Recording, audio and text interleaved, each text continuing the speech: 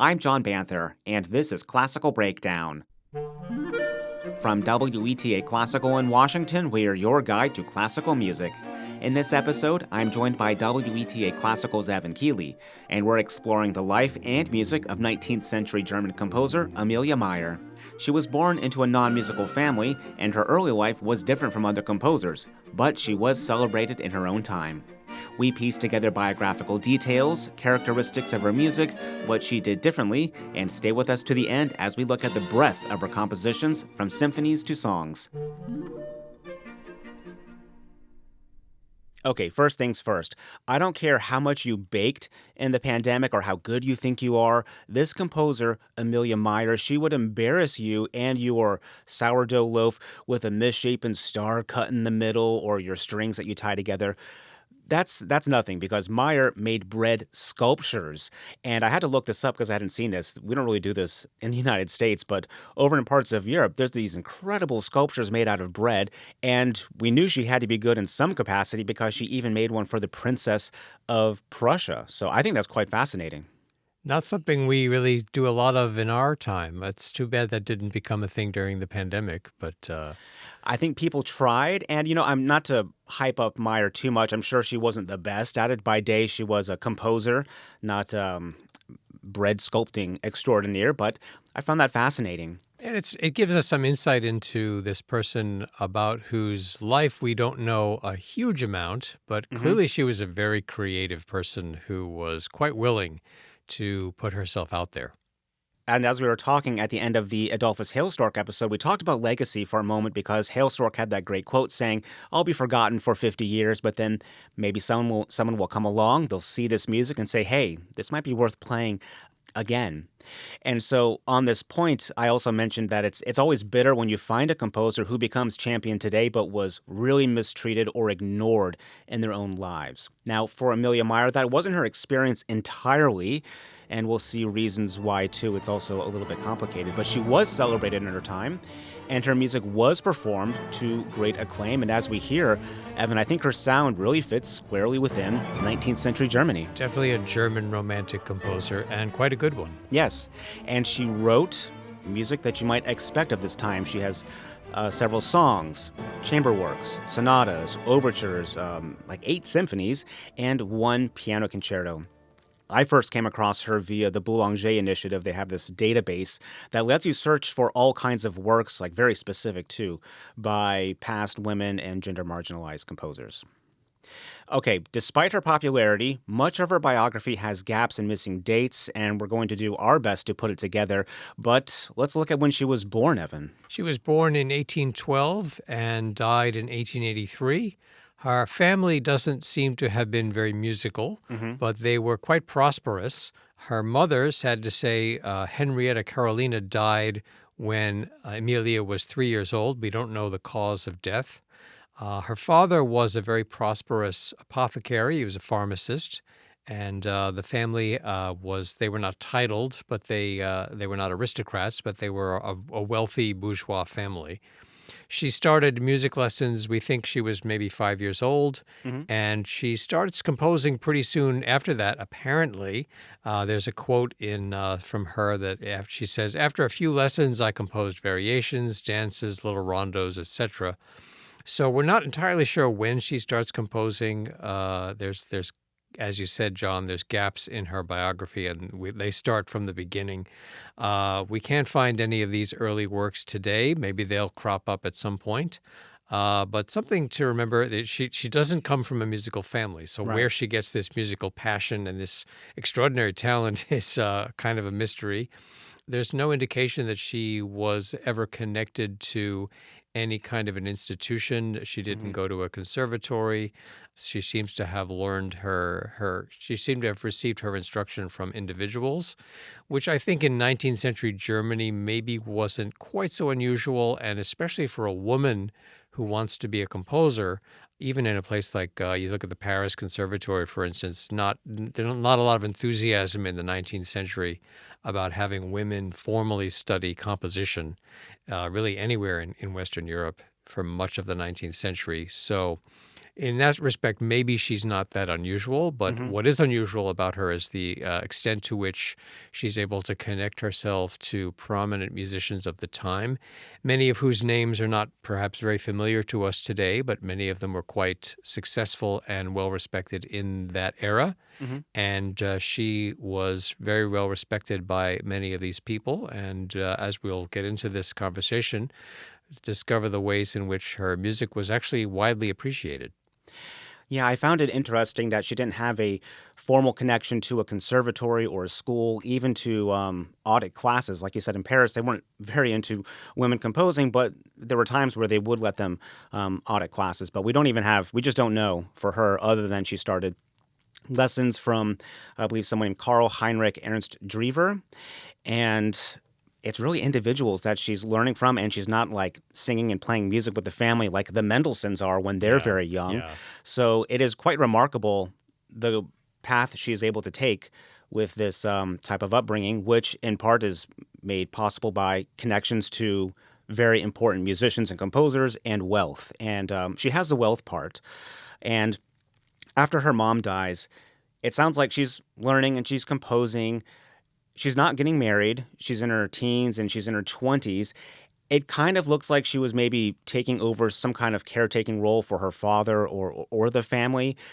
Something I don't see are any public performances at all or anything. So it's one thing to say she's being encouraged by her family and her father and her brothers, but at the same time, why are there no concerts or Yeah. any record at all Yeah. of anything? And that doesn't mean it didn't happen, but because we have no evidence of it, and we do have evidence of it happening later in her life, that suggests the possibility that she, in fact, wasn't performing in her 20s. But we really can't even be sure about that.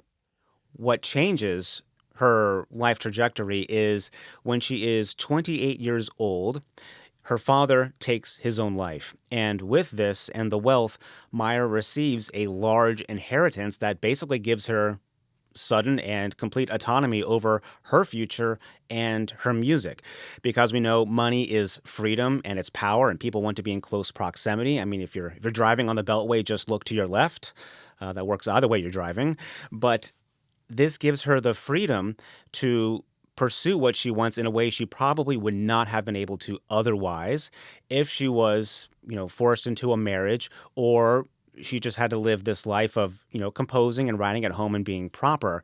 Like you said, we don't know entirely for sure, but this changes her trajectory because after this point, she is able to start performing and doing all these things. So let's take a moment and look at some of her musical characteristics because, she sounds like a German composer from the Romantic period, the 1800s. She has some interesting qualities.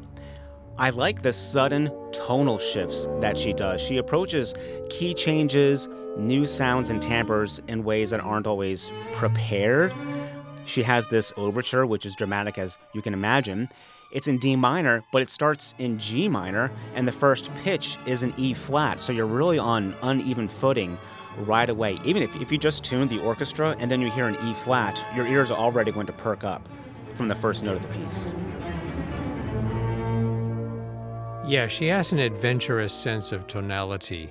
It isn't immediately conspicuous. It doesn't sound like you look at a composer like Wagner, for instance, who is almost her exact contemporary, and he has a very different tonal palette. Her music sounds like it's maybe a little bit more conservative, and yet if you really are looking at the score, listening intently, she really does have a very adventurous way of sort of tonal wandering, you might say, and yet it always has a coherence to it. It doesn't seem like you don't get lost or confused. It's more compelling rather than confusing. To me, it's like there's other composers around her, and they're, hopping from one step to the next over maybe some water, and she jumps over a step Yeah, to the next one, yeah. and everyone's kind of like, "Whoa, I didn't know we could do that." So I kind of get that sense from her. She feels quite melodic as well in her music, and also very rhythmic. I love the rhythmic aspects, especially like as we hear now in her Seventh Symphony.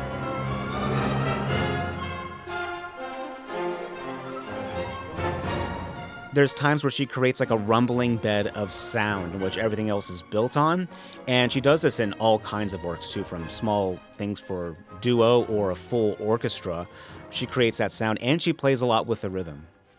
And I'm wondering, Evan, how much of that is an influence of the 18 teens and the 1820s of Beethoven, who was such a rhythmic composer, and then you see kind of what happens after he dies, where it does move into that direction, or people are still holding on to some rhythmic aspect that Beethoven was doing. I just get that feeling.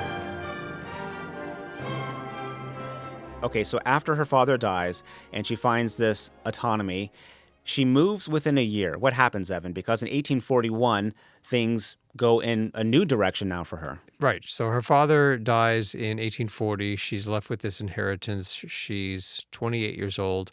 I don't have a clear sense of what this inheritance actually comprises, like what kind of money we're talking about. Like So, property or... yeah, well, like how much money, is she fabulously wealthy or is she just very wealthy? I'm not really sure.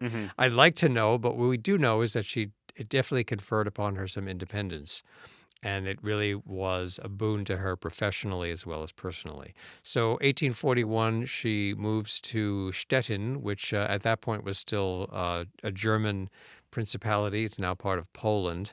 And she starts studying with Karl Löwe, who is, again, one of these people we don't remember very well today, but he was a well-known composer and conductor during that time. And she she connects with him. She becomes part of his circle. He teaches her. He also is very encouraging of her as a composer as well as a performer. He was well respected. He was a well admired composer of ballads and lieder. He was an accomplished tenor. He was a skilled conductor. He actually conducted the first performance Felix Mendelssohn's Midsummer Night's Dream Overture in 1827. So this is somebody who's been very prominent in the music scene in Germany for some time when she connects to him in 1841. And his support was really a great boost to her artistically and professionally.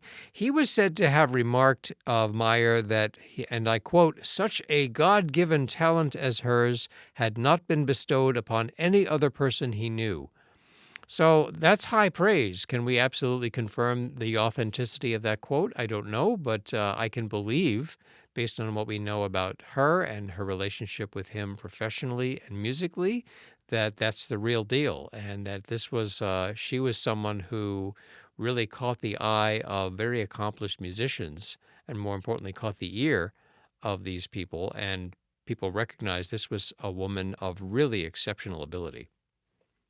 And this connection to this teacher, Karl Löwe, is important because if we think she did not go to a institution or a school or a conservatory, which is where you make almost all of your connections Sure. that take you through your professional life. That's how it's been.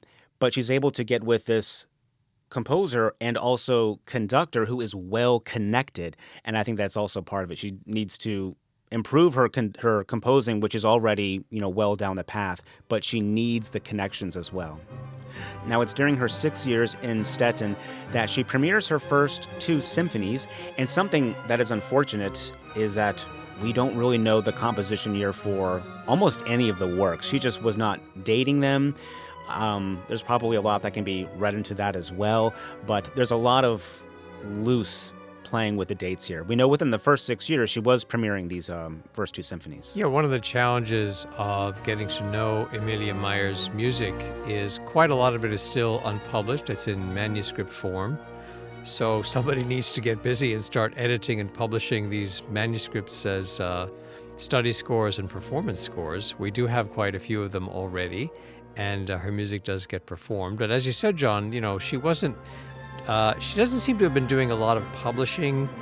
It seems like she was more focused on getting her music performed than getting it published. Yeah. So dating the compositions becomes a real challenge.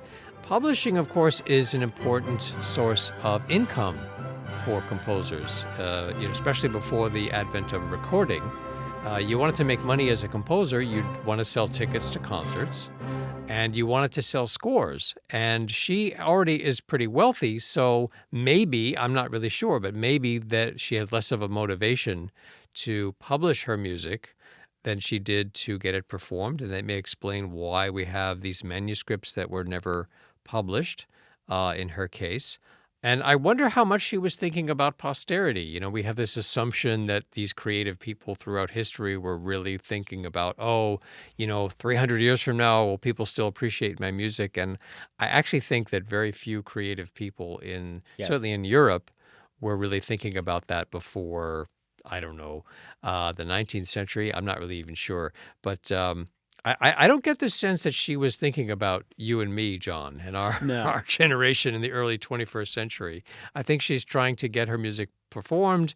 I think she wants to maintain her reputation as a skilled performer and composer, and she's not worried about, I have to make sure that my music gets published so I can make money off of the publications, and so can perform my music after I'm gone. I don't get the sense that she's thinking about that.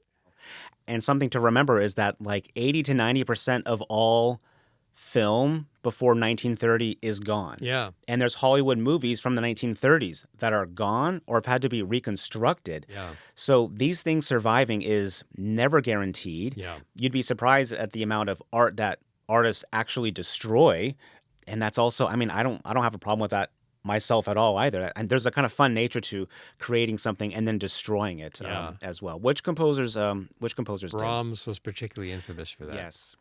Now, if we look a little closer at these symphonies, which took place in the 1840s, her first two, there's one thing that grabbed my attention was the first symphony doesn't have a scherzo for a third movement. It's an allegro vivace. And when you listen, it sounds fast and in three, kind of like a scherzo.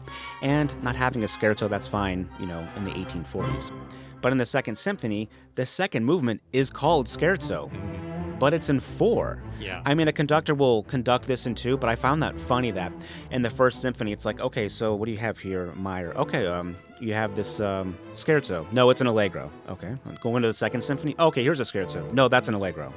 I found that pretty interesting. We could do a whole episode about the evolution of the scherzo and We what could. that whole, its role in the symphony and in other works. So scherzo, yes, traditionally in three, but not necessarily. No. One thing I also really enjoyed in the second symphony is the finale has this, what seems like almost unusual solo cello moment that's in dialogue with the oboe, and you kind of wonder, did she know the cellist? That was a very often a thing that would happen, a composer writing something for someone, a friend or colleague. That would be a little moment because, again, it's about the concert, not about 300 years from now. Exactly. And she seems to be quite skilled at making connections. So it's not hard to imagine. This is purely speculative, but it's easy for me to imagine that, yes, she knew the cellist. The cellist was a friend. The cellist was someone she really respected. Hey, let me give you this solo here.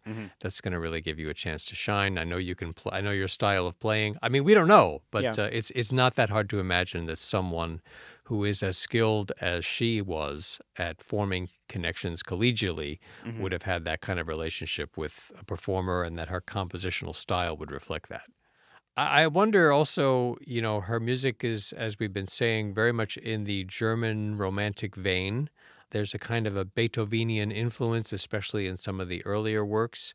But I wonder if maybe her structures, the forms that she uses, are maybe not quite as wild and adventurous as some of Beethoven's.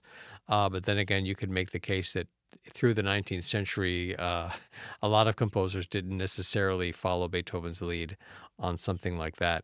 The Symphony Number 1 is particularly, I really like that piece. It's really worth hearing, worth knowing, definitely in the romantic vein. Again, maybe a little bit more conservative stylistically than some other music of the 1840s. You compare it to like Berlioz or some of these more experimental composers of that time. It seems to me maybe almost more Schubertian than in the, even though that's a generation before.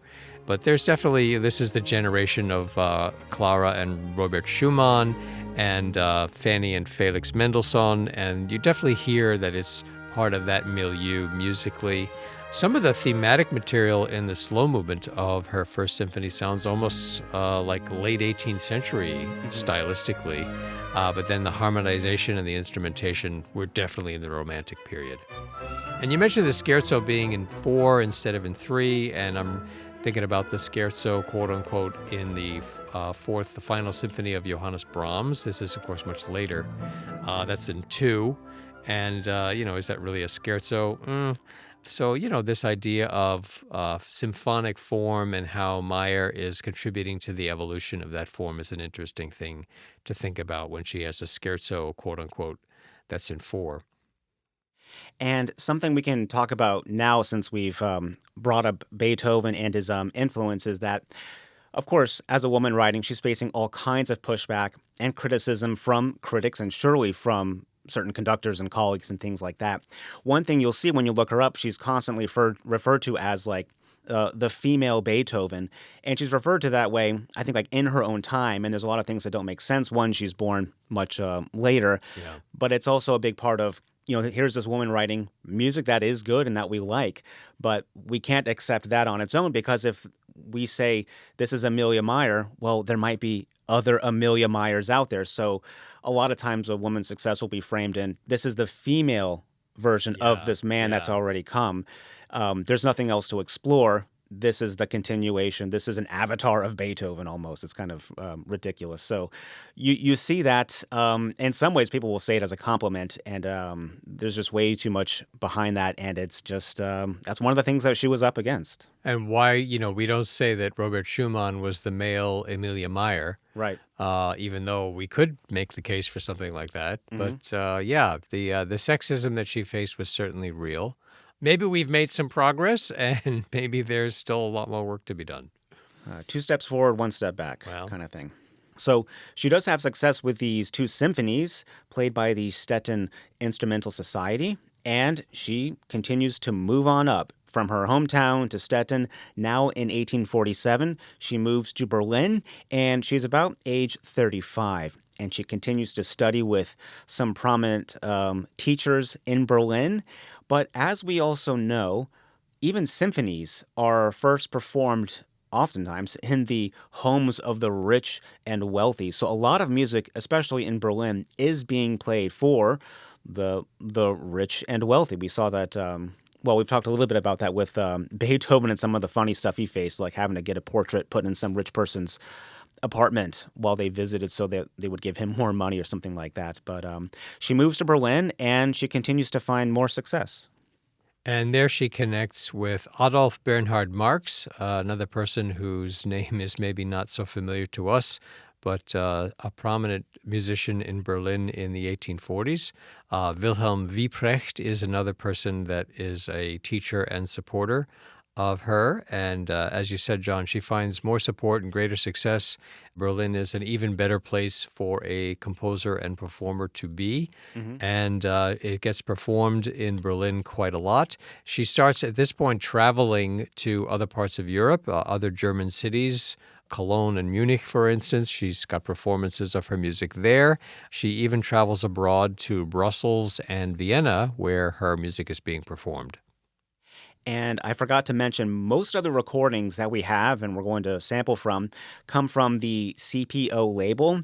And we've talked before about how even for orchestras or recording labels, it's one or two people that can be in charge of what gets played or what doesn't get played. Absolutely. So someone at CPO or someone saw this music, knew it had value, and they did it. There's not a bunch of labels that have recorded her stuff like Deutsche Grammophon or something. It's really almost all CPO. CPO is a recording label that has a reputation, I think well-earned, for recording and promoting music that maybe is a little bit less well-known and deserves to be better known. Yeah.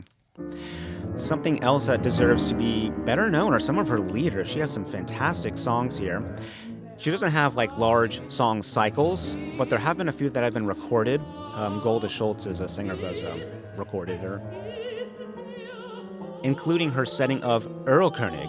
Now, if you're into art song, you already know this song. This is taken from text by Goethe, and many composers have written a song Erlkönig based on this exact text. The most famous one that you've probably heard is Schubert's from 1815. A bunch have tried. Beethoven started it and then abandoned the whole idea.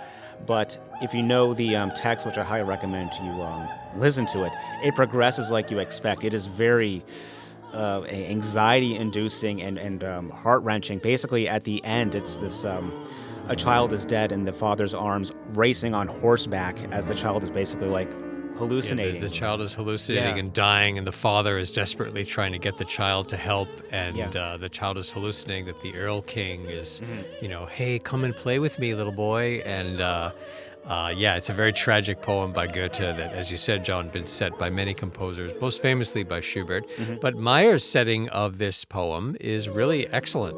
Yeah. I feel like she leaves us hanging on certain moments, especially towards the end. It feels like the tonality is moving just out of reach, like the tragedy of losing someone. It's just a millimeter out of reach. The final lines are, "He reaches his dwelling in doubt and in dread, but clasped to his bosom the infant was dead." And the way she does it is just lovely. If you can say that about that kind of subject Yeah, I matter. mean, it's a very powerful song. It's interesting to compare it to the very famous Schubert setting. I wouldn't be surprised if she knew that version.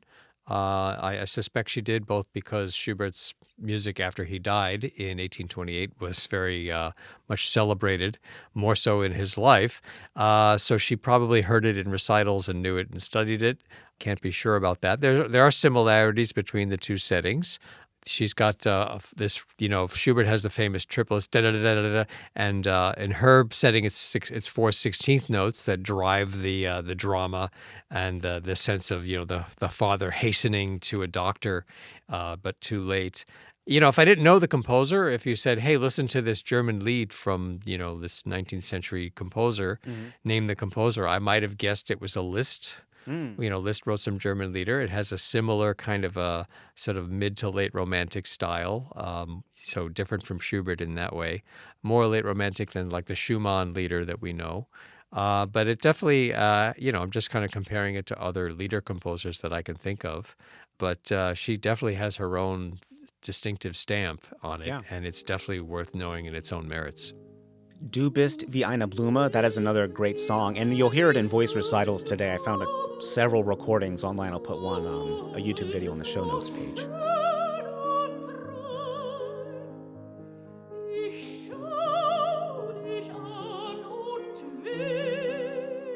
Okay. After this, her arrival in Berlin, there's unfortunately not a lot of information about the rest of her life. It looks like she continues to write. Her music is performed more and more, and she's also traveling to different cities for these performances. In total, she wrote 8 symphonies, which is like the max amount of symphonies that most of the composers of this time are writing. Some get to the ninth and then they die. That's the whole ninth curse. Curse of the Ninth, Curse of the yes. ninth. But she has 8 in total, and they each have something different to offer, and I found all of them worthy of repeated listenings. And I will say, actually, number 4 in B minor is my particular favorite. The intense rhythmic aspect of this, the scene she's painting. This is one I would want to play timpani on as well. There's all kinds of big, romantic timpani parts in this. And the adagio, it's quite lengthy and developed. It gets quite towering at points. And we hear some of that, what I was talking about, creating like a bed of not noise, but like a foundation of sound, rumbling, if you will. And I think she does that really well here. And some of the sudden tonality changes from something loud and major to softer or minor to major or loud to soft, something like that. Her B minor symphony is really great. I'll put a link for that on the show notes page too. Definitely worth understanding and appreciating her as a symphonist. And this is where my own education is really still in the incipient stages, but I can't think of another 19th century woman composer in any country in Europe who wrote 8 symphonies. The symphony was really, symphony and opera too, I think, were really seen as male to me. If you're a woman composer, some people will just dismiss you out of hand. Other people might be supportive. But women composers of the 19th century in Europe are, and I think in North America too, are very often appreciated as composers of songs, whether it's the French Mélodie or the German Lied, these piano miniatures, Domestic music. Yeah, domestic music, chamber music. Fanny Mendelssohn has a wonderful piano trio which I'm glad to see is getting more and more performed. But symphonies, for a woman to write symphonies at all, it's hard to think of any woman composers in the 19th century who wrote symphonies. Louise Farrenc, the French composer, who's just a few years older than Meyer, is one that I can think of. But 8 symphonies. 8. That's I can't think of another one. I hope that as we continue to learn more and more about these unjustly neglected composers, we'll discover some other things. But that's an exceptional, or perhaps even unique accomplishment that, as far as I know. I think you're right. And there was a book that just came out. I found it too late to even buy it and have it shipped or anything. But there's a new, I think, biography on her life. It's in German, but I think that came out recently. Maybe there's some information in there. I'm hoping to get it at some point. But yeah, quite remarkable. 8 symphonies at this time. And we'll get into a very royal performance right after this. Classical Breakdown, your guide to classical music, is brought to you by WETA Classical. Join us for the music anytime, day or night at WETAClassical.org, where you'll also find educational resources like Take Note, the WETA Classical playlist, and our blog, Classical Score. Find all that and more at WETAClassical.org. And now we get to a concert that is an entirely royal affair, I think. That's how it's been described. It's a concert of just her music, and all the tickets, everything was paid for by the King of Prussia, Friedrich Wilhelm IV. And it was actually the related princess of this that Meyer made that bread sculpture. Perhaps she's a little savvy as well. I'll make something, a nice gift, a gesture to send to the princess, a sculpture of a swan or something, I don't know. But she did do that, and by all accounts, it seems like the concert was a great success. Her merits were recognized, and she received a gold medal of recognition or art from the government that following year.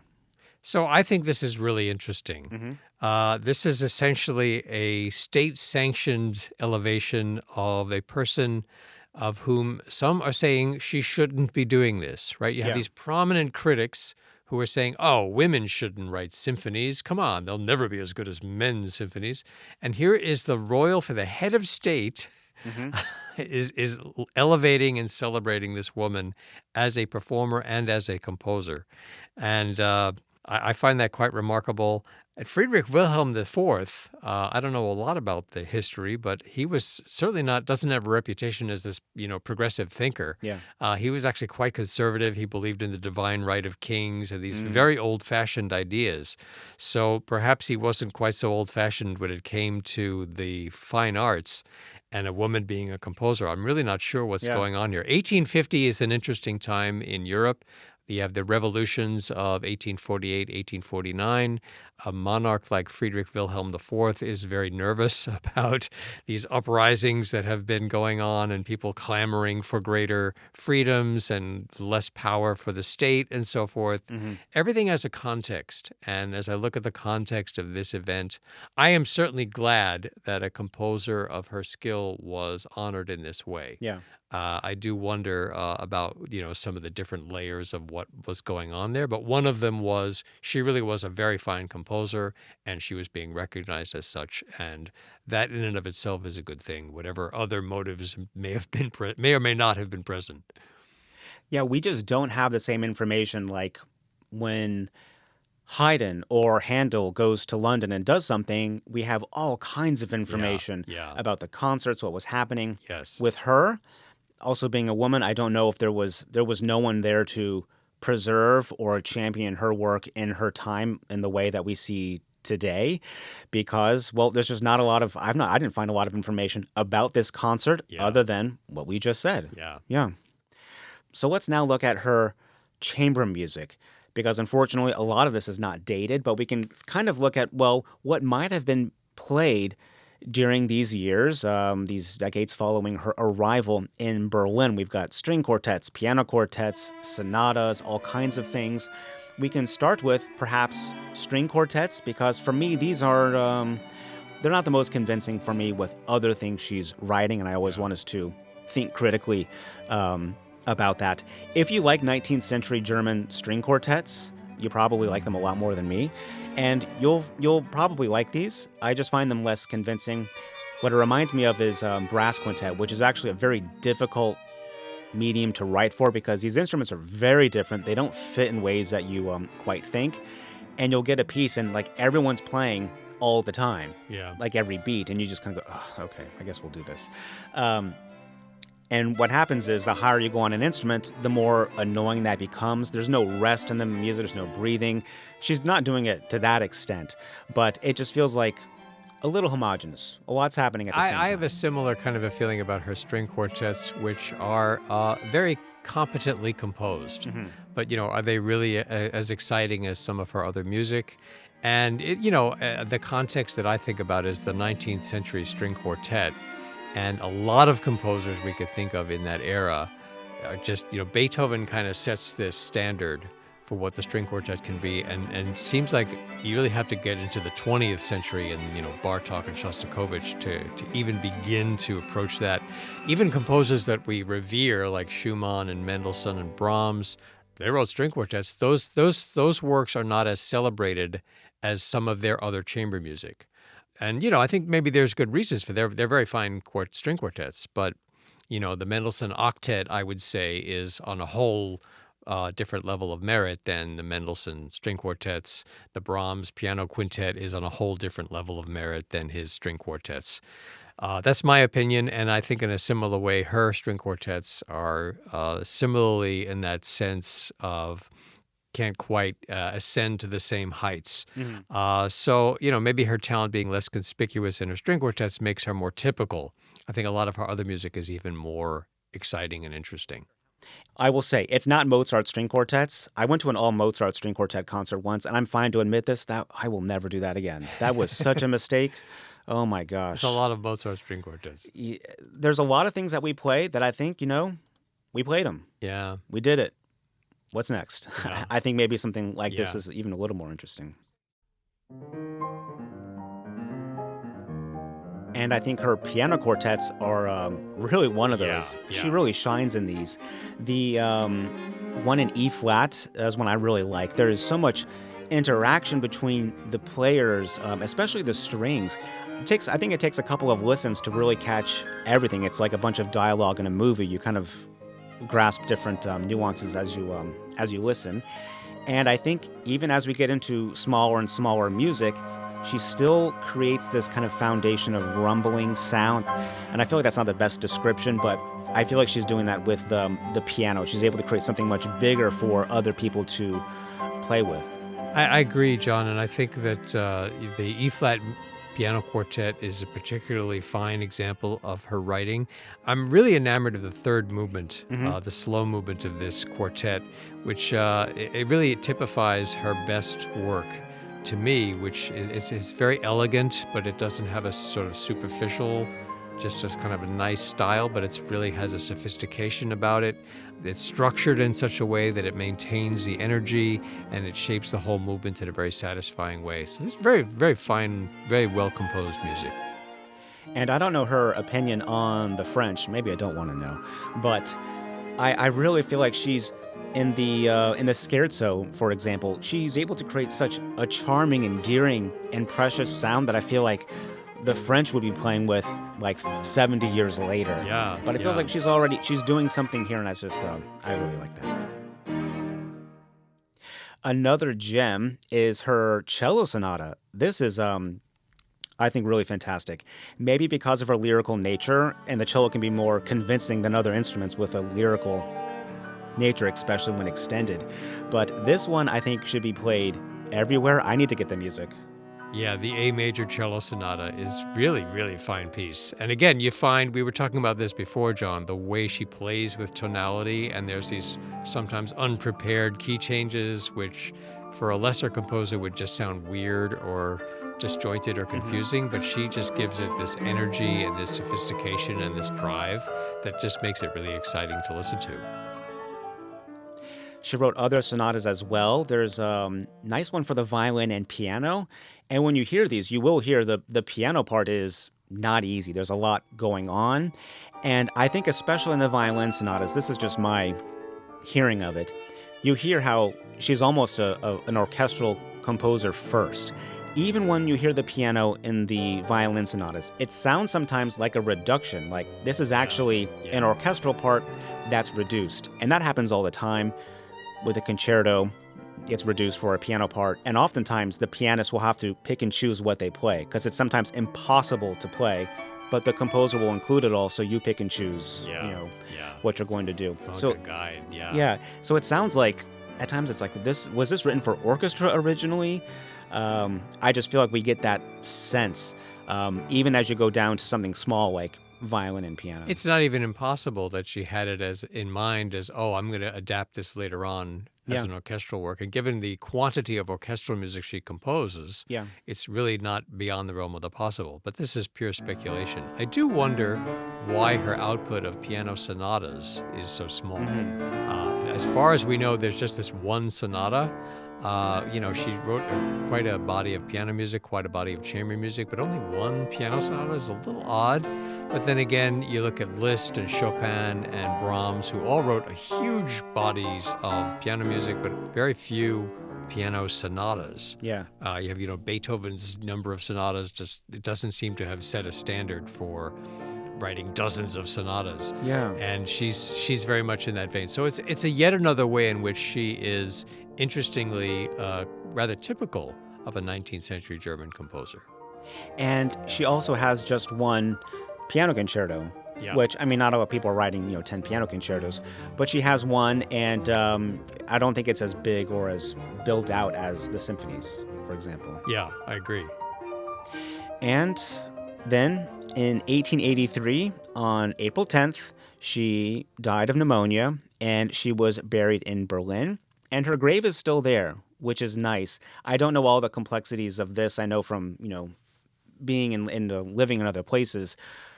In a lot of places outside the United States, your grave is temporary. It is a lease for 10, 15, maybe 20 years, especially in Germany. You're in the ground, all right, get out. We got someone else coming in. Yeah. There's no room in Berlin.